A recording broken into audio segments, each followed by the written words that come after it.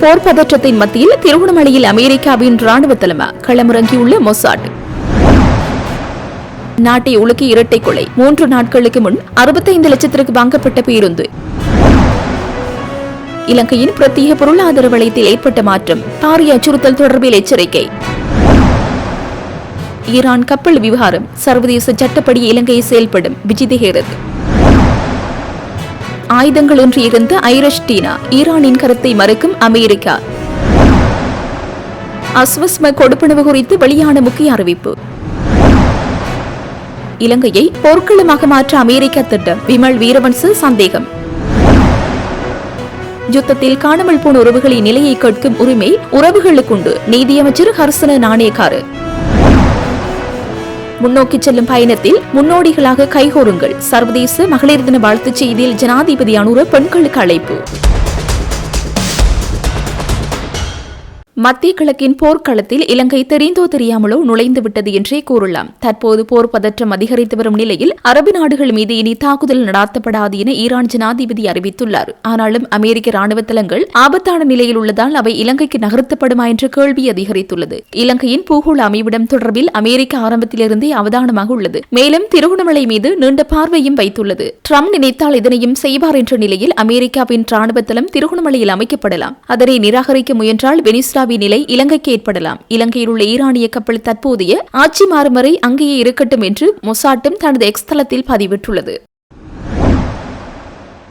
அக்குறைகுட பகுதியில் சட்டத்தரணி மற்றும் அவரது மனைவி படுகொலை செய்யப்பட்ட சம்பவத்திற்கு 3 நாட்களுக்கு முன்னர் 65 லட்சம் ரூபாவுக்கு கொடுத்து பேருந்தொன்று வாங்கப்பட்டுள்ளதாக தெரிய வந்துள்ளது. மேல் மாகாண தெற்கு குற்றப்பிரிவு நடத்திய விசாரணைகளின் போது அக்குறைகுட இரட்டை கொலை சம்பவம் தொடர்பான முக்கிய தகவல்கள் தெரிய வந்துள்ளன. தற்போது காவலில் உள்ள சம்பவத்தின் 2வது துப்பாக்கிதாரியிடம் விசாரணை நடத்திய போது மேல் மாகாண தெற்கு குற்றப்பிரிவு இந்த உண்மைகளை வெளிக்கொண்டு வந்துள்ளது. துப்பாக்கிச் சூட்டுக்கு பிறகு கொழும்பு கோட்டைக்கு செல்வதற்கு முன்பு தான் காரில் கொட்டாவ பகுதிக்கு சென்றதாக சந்தேக தெரிவித்துள்ளார். கொழும்பு கோட்டையிலிருந்து அவர் தம்புள்ளைக்கு சென்றதாக கூறப்படுகிறது. பின்னர் அவர் முனராகலையை அவருடைய கரந்தனிய சுத்த அவருக்கு ஏற்பாடு செய்த பேருந்தில் ஏறியதாக விசாரணைகளில் இருந்து தெரிய வந்துள்ளது. முனராகலைக்கு துப்பாக்கிச்சூடு நடத்தியவர் ஏற்றிச் செல்ல முரட்டுவர் கொழும்பு பாதையில் வழக்கமாக இயக்கப்படும் பேருந்து பயன்படுத்தப்பட்டதாக விசாரணைகளில் தெரிய வந்துள்ளது. இந்த நிலையில் மேல் மாகாண தெற்கு குற்றப்பிரிவு நேற்று பேருந்தின் ஓட்டுநர் மற்றும் நடத்துனரை கைது செய்தது. இவர்களிடம் நடத்தப்பட்ட விசாரணையின் போது துப்பாக்கிச்சூடு நடப்பதற்கு 3 நாட்களுக்கு முன்பு கரந்தனிய சுத்த ஓட்டுநர் பேரில் 65 லட்சம் ரூபாவுக்கு பேருந்தை வாங்கியதாக அதிகாரிகள் கண்டுபிடித்துள்ளனர்.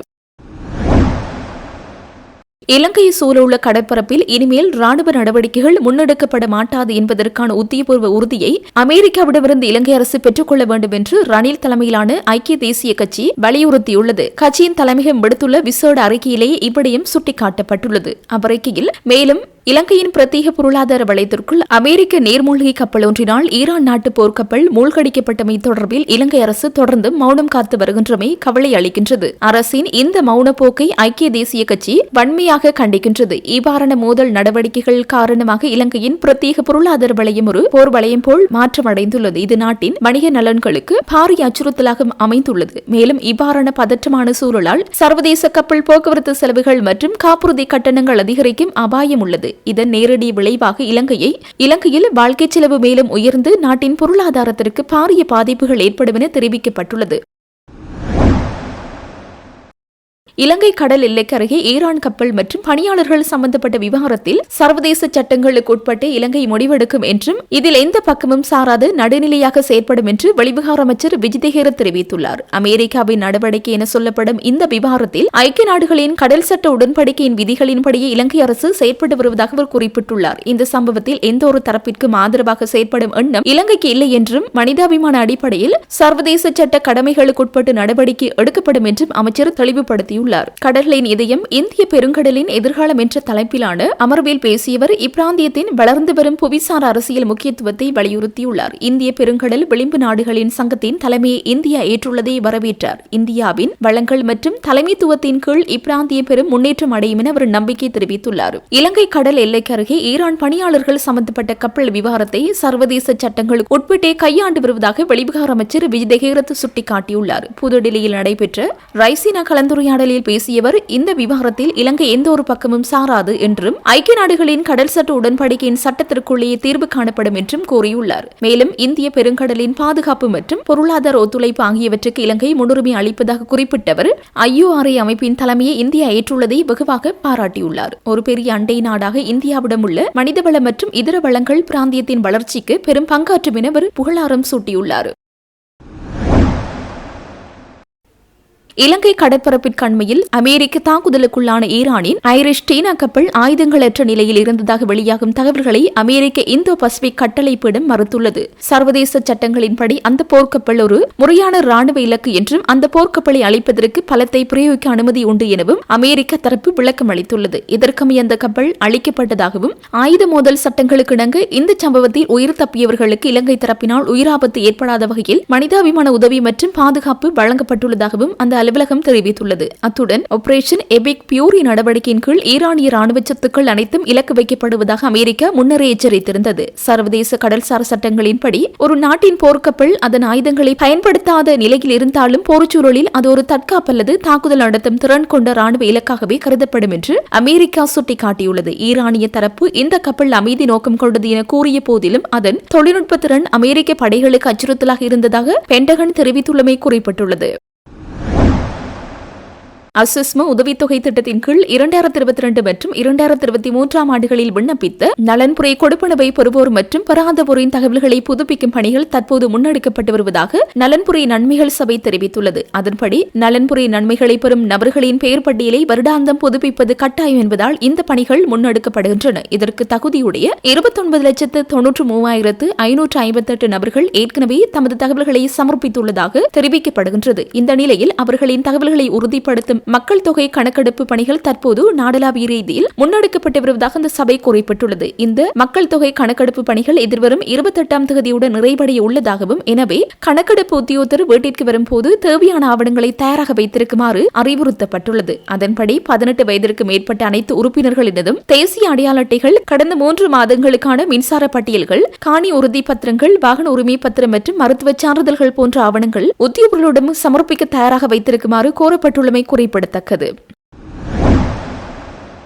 ஈரான் கப்பலை தடுப்பதன் மூலம் இலங்கை ஒரு நேரடி மோதல் களமாக மாற்ற அமெரிக்கா திட்டமிடுகின்றதா என்ற அச்சம் வலுவடைந்துள்ளதாக தேசிய சுதந்திர முன்னணியின் தலைவர் விமல் வீரவன்ச தெரிவித்துள்ளார். கொழும்பில் நேற்று இடம்பெற்ற ஊடகவியலாளர் சந்திப்பின் போது இவர் இந்த விடயத்தினை குறிப்பிட்டுள்ளார். இதுகுறித்து அவர் மேலும் தெரிவிக்கையில், இந்தியாவின் உத்தியபூர்வ அழைப்பின் பேரில் ஈரான் கடற்படையைச் சேர்ந்த அதிகாரிகள் உள்ளிட்ட குழுவினர் மிலான் 2026 பயிற்சியில் பங்கேற்க வருகை தந்திருந்தனர். திட்டமிட்டபடி அமெரிக்க கடற்படையும் இதில் பங்கேற்கவிருந்த நிலையில் கடைசி நேரத்தில் அவர்கள் பின்வாங்கியுள்ளனர். அதே காலகட்டத்தில் இந்திய பிரதமர் மோடி இஸ்ரேலுக்கு விஜயம் மேற்கொண்டிருந்தமையும் கவனிக்கத்தக்கது. ஈரான் போர்க்கப்பல்கள் மீது தாக்குதல் நடத்தும் நோக்கம் இருந்ததாலேயே அமெரிக்கா இந்த பயிற்சியிலிருந்து விலகி இருக்கலாம் என்ற சந்தேகம் எழுந்துள்ளது. தமது நாட்டிற்கு அழைக்கப்பட்ட ஈரான் குழுவினர் மீது நீர்மூழ்கி கப்பல் மீது தாக்குதல் நடத்த திட்டமிடப்பட்டிருந்தது குறித்து இந்திய உளவுத்துறையான ட்ரோவிற்கு தெரியாமல் இருக்க வாய்ப்பில்லை. உயிர்த்த ஞாயிறு தாக்குதல் போன்ற சம்பவங்களை முன்கூட்டியே கணிக்கும் திறன் கொண்ட இந்தியா இந்த ஆபத்தை அறிந்திருந்தும் ஈரான் கப்பலை வெளியேற அனுமதித்தது இந்தியாவின் நம்பகத்தன்மை குறித்த கேள்விகளை எழுப்பியுள்ளது. ஈரானின் 2வது கப்பல் கொழும்பு துறைமுகத்திற்கு வருவதற்கு அனுமதி கோரிய போது அமெரிக்க தூதரக அதிகாரிகள் கடும் எதிர்ப்பு தெரிவித்துள்ளனர். இக்கப்பலை அனுமதித்தால் வான்வழியாக தாக்குதல் நடத்த நேரிடும் என அவர்கள் அச்சுறுத்தியதாக தகவல்கள் தெரிவிக்கின்றன. இதனைத் தொடர்ந்து பாதுகாப்பு செயலாளர் துயகொந்தா இக்கப்பல் விவகாரத்தில் இலங்கை பொறுப்பேற்க முடியாது என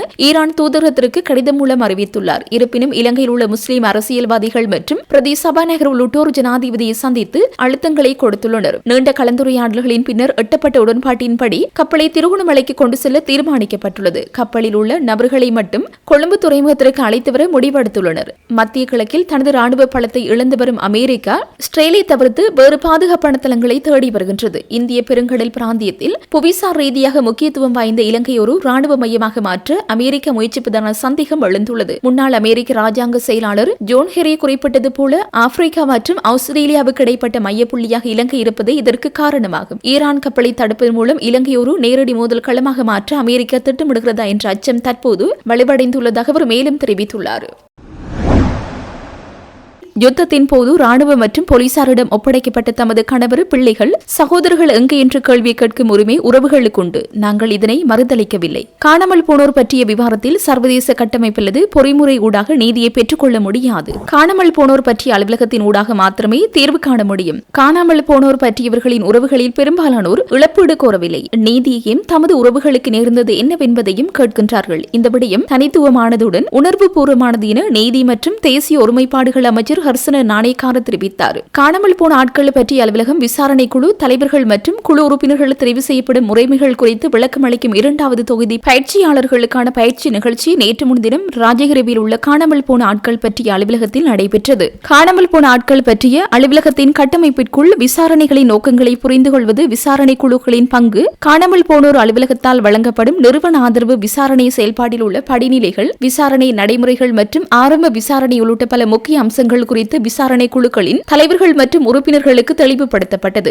காணாமல் போன ஆட்கள் பற்றிய அலுவலக சிரேஷ்ட அதிகாரிகள், ஆரம்ப விசாரணை குழுக்களின் தலைவர்கள் மற்றும் உறுப்பினர்கள் இந்த நிகழ்வில் பங்கேற்றனர். இந்த நிகழ்வில் கலந்து கொண்டு கருத்து தெரிவித்த நீதியமைச்சர், காணாமல் போனோர் அலுவலகம், இழப்பீட்டுக்கான அலுவலகம் மற்றும் தேசிய ஒருமைப்பாடு மற்றும் நல்லிணக்க அலுவலகம் ஆகியன நீதி மற்றும் தேசிய ஒருமைப்பாட்டு அமைச்சின் பிரதான அலுவலகங்களாக காணப்படுகிறது. 2009ஆம் ஆண்டு யுத்தம் முடிவடைந்த பின்னர் காணாமல் போனோர் பற்றி தொடர்ச்சியாக பேசப்பட்டது. ஐக்கிய நாடுகள் சபை மற்றும் சர்வதேச நாடுகள் இந்த விடயத்தில் உன்னிப்பாக அவதானம் செலுத்தின. இருப்பினும் முறையான நடவடிக்கைகள் தேசிய மட்டத்தில் துரிதமாக முன்னெடுக்கப்படவில்லை. காணாமல் போனோர் பற்றிய விவகாரம் தனித்துவமானது. இதற்கு அரசியல் ஒத்துழைப்பு மற்றும் நிதி ஒத்துழைப்பு போதுமானதாக கிடைக்கப்பெற வேண்டும். யுத்தம் முடிவடைந்ததன் பின்னர் இவர் ஒத்துழைப்புகளும் காணாமல் போனோர் அலுவலகத்திற்கு போதுமானதாக கிடைக்கப்பெறவில்லை. காணாமல் போனோர் தொடர்பில் நாட்டு மக்களுக்கு வாக்குறுதி வழங்கி ஆட்சிக்கு வந்தோம். காணாமல் போனோர் விவகாரம் வடக்கு, கிழக்கு, தெற்கென சகல மாகாணங்களுக்கும் விரிவாக்கப்பட்டது ஒரு பிரச்சனையாகவே காணப்படுகிறது. எவருக்கும் நாங்கள் எவ்விடத்திலும் சிறப்பு சலுகை வழங்கவில்லை. உண்மையை வெளிக்கொண்டு வரவும் நீதியை நிலைநாட்டவும் சட்டத்தின் பிரகாரம் செயற்படுகிறோம். பயங்கரவாத தடை சட்டம் முழுமையாக ரத்து செய்யப்படும். மனித உரிமைகள் மற்றும் ஜனநாயகத்தை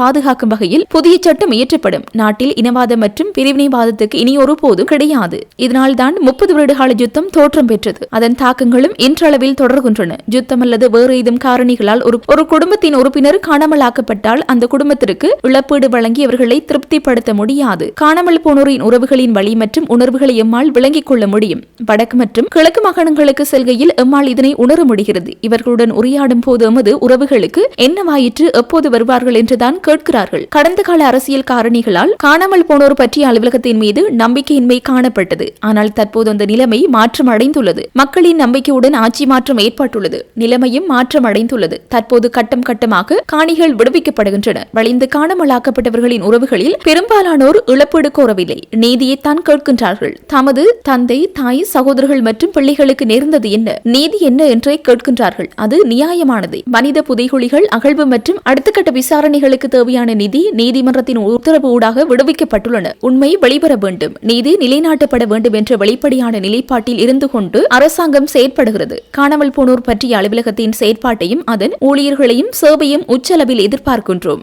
நடைமுறைக்கு சாத்தியமான வகையில் காணாமல் போனோர் பற்றிய அலுவலக உத்தியோகர்களுக்கு பயிற்சி அளிக்கின்றார்கள். தள்ளாடும் வயதில் உள்ள பெற்றோர்களும் தமது பிள்ளைகளுக்காக எதிர்பார்த்துள்ளார்கள். இது ஒரு தனித்துவமானது ஒரு விடயம் என்பதை அனைவரும் விளங்கிக் கொள்ள வேண்டும். காணாமல் போனோர் பற்றிய விவகாரம் உணர்வு பூர்வமானது என்பதை விளங்கிக் கொண்டு விசாரணை நடவடிக்கைகளை முன்னெடுக்க வேண்டும். காணாமல் போனோர் பற்றிய விவகாரத்தில் சர்வதேச கட்டமைப்பு அல்லது பொறிமுறை ஊடாக நீதியை பெற்றுக்கொள்ள முடியாது. காணாமல் போனோர் பற்றிய அலுவலகத்தின் ஊடாக மாத்திரமே தீர்வு காண முடியும். யுத்தத்தின் போது ராணுவ மற்றும் போலீசாரிடம் ஒப்படைக்கப்பட்ட தமது கணவன், பிள்ளைகள் மற்றும் உறவுகள் எங்கே என்று கேள்வி கேட்கும் உரிமை உறவுகளுக்குண்டு. நாங்கள் அதனை மறுதளிக்கவில்லை. காணாமல் போனோர் பற்றிய விவகாரத்தை உணர்வுபூர்வமாக பார்க்க வேண்டும். தேவையான வளங்களை நாங்கள் வழங்குகிறோம். இந்த விடயத்தில் அரசாங்கம் அர்ப்பணிப்புடன் செயற்படுகிறது என்றார்.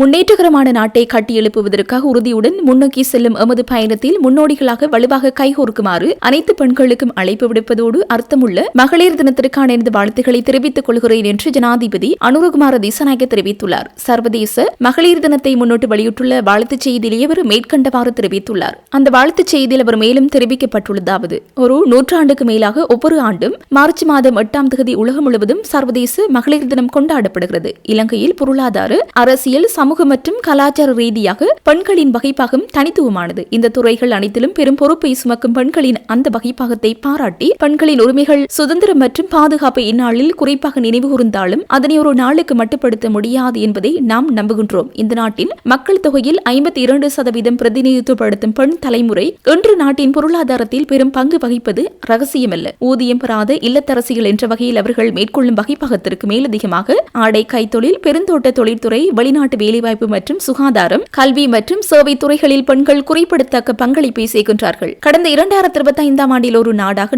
நாம் அடைந்த பொருளாதார வெற்றிகளுக்கு பெண்கள் வழங்கிய பல முக்கிய பங்கு வகித்தது என்பதை நன்றியுடன் நினைவு கூற வேண்டும். சமூக நீதிக்காக ஆண் பெண் சமூக சமத்துவத்தை உறுதி செய்து பொருளாதார செயற்பாட்டில் மேலும் தீவிரமாக செயற்திறனாகவும் பங்கேற்க செய்யும் திட்டங்களை நாம் ஏற்கனவே செயல்படுத்தி வருகின்றோம். நீதியான சமூகம், சுதந்திரமான நாடு மற்றும் சுதந்திரமான பெண் என்ற அபிலாஷை அடைதல் வீட்டிலும் போக்குவரத்தின் போதும் சமூகத்திலும் வேலை தளத்திலும் அரசியல் களத்திலும் பெண்களுக்கு எதிரான அனைத்து வகையான வன்முறைகள் மற்றும் பாகுபாடுகளுக்கு எதிராக செயல்படவும் பெண்களின் உரிமையை பாதுகாத்து மேம்படுத்தவும் தேவையான கட்டமைப்பு ரீதியான மாற்றங்களை மேற்கொள்ள அரசாங்கம் என்ற வகையில் நாம் முன்னுரிமை அளித்துள்ளோம். பாராளுமன்ற வரலாற்றை மாற்றும் வகையில் ஒரே நேரத்தில் அதிக எண்ணிக்கையிலான பெண் உறுப்பினர்கள் இம்முறை பாராளுமன்றத்தை பிரதிநிதித்துவப்படுத்துகின்றனர். மேலும் இலங்கை வரலாற்றில் முதல் முறையாக மலையக சமூகத்தை பிரதிநிதித்துவப்படுத்தும் பெண் உறுப்பினர்கள் தேர்ந்தெடுக்கப்பட்டதும் ஒரு தனித்துவமான வரலாற்று நிகழ்வாகும். இந்த வகையில் நாட்டை பொருளாதார, அரசியல் மற்றும் சமூக ரீதியாக புதிய மாற்றத்தை நோக்கி இட்டுச் செல்ல நாம் ஆரம்பித்துள்ள வேலை திட்டத்திற்கு சமமாக அர்ப்பணிப்புடன் செயல்படும் வலுவான மற்றும் கௌரவத்திற்குரிய பெண்களின் தலைமுறையை உருவாக்குவது